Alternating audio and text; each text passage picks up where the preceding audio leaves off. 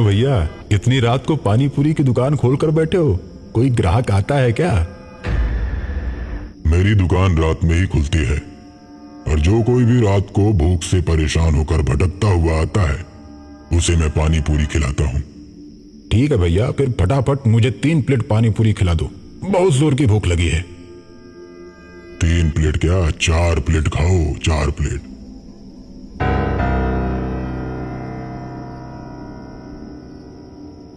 मैंने तो 3 प्लेट मांगा है, पर आप मुझे 4 प्लेट क्यों खिला रहे हैं?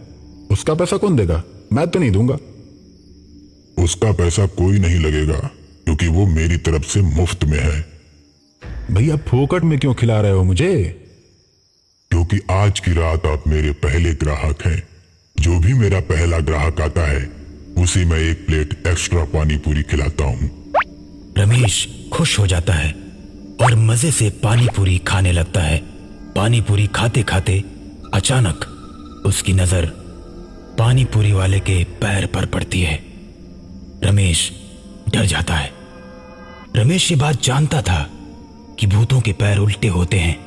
उसके बाद रमेश अपनी प्लेट में देखता है तो पानी पूरी में पानी की जगह खून भरा होता है।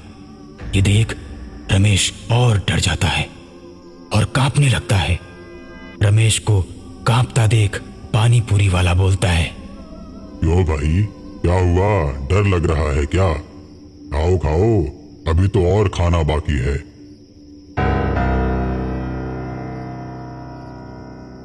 इतना बोलते ही उस आदमी का चेहरा बदलने लगता है। उसकी आंखें लाल और बड़ी हो जाती हैं। अब रमेश उसका चेहरा देख अपनी मोटरसाइकिल छोड़कर भागने लगता है। कहाँ जा रहे हो? अरे पानी पूरी तो खाते जाओ, अभी तो 1 प्लेट ही खाए हो। अब रमेश और तेज भागता है। तभी सामने से गांव के प्रधान अपनी जीप से आते हैं और रमेश को भागता देख अपनी जीप रोक देते हैं। रमेश प्रधान के सामने जाता है और प्रधान से बोलता है, प्रधान जी, मुझे बचा लीजिए मुझे। अरे क्या हुआ रमेश, तुम डरे हुए क्यों लग रहे हो? क्या हुआ? प्रधान जी, वहां सामने एक भूत पानी पूरी बेच रहा है। मैं पानी पूरी खाने लगा तभी उसका चेहरा एकदम से बदलने लगा और वो एकदम से भूत बन गया। और जब मैंने पानी पूरी को देखा तो वो मुझे खून वाली पानी पूरी खिला रहा था। अब मेरी मोटरसाइकिल भी वहीं पर है। रमेश तुम भी कुछ भी बात करते हो, कोई भूत भूत नहीं होता। नहीं प्रधान जी, मेरा भरोसा कीजिए, मैं अपनी जान बचाकर भागा हूं वहां से। तुम्हारी बात पर मुझे भरोसा नहीं हो रहा है, लेकिन चलो एक बार चलकर देख लेता हूं।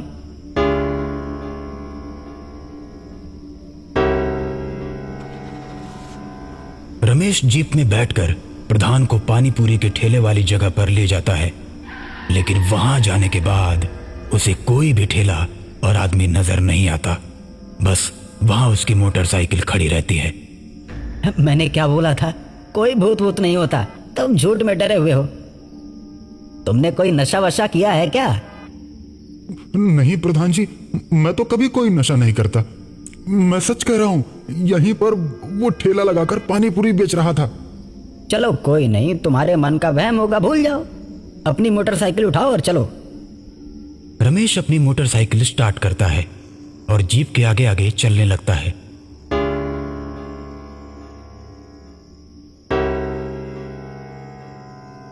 कुछ दूर चलने के बाद रमेश को आगे कुछ दिखाई देता है।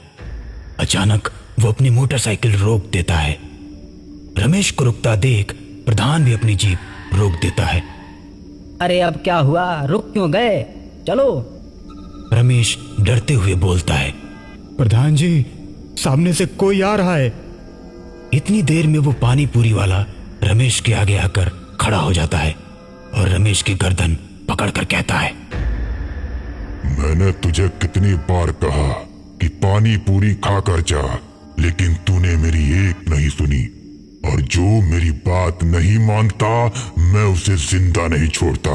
अब तुझे मारकर तेरे ही खून से पानी पूरी बनाकर कल दुकान लगाऊंगा।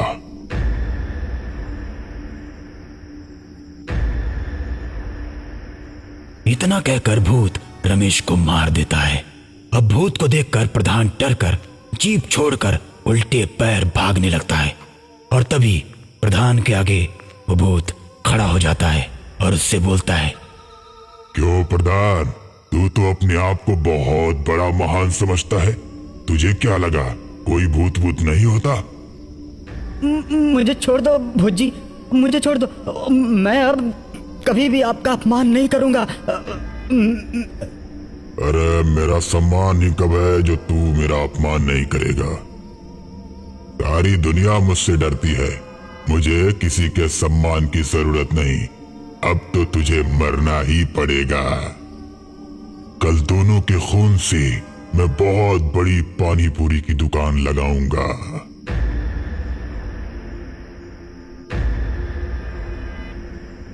इतना कहकर भूत प्रधान को मार देता है और दोनों के खून से पानी पूरी की दुकान लगाता है।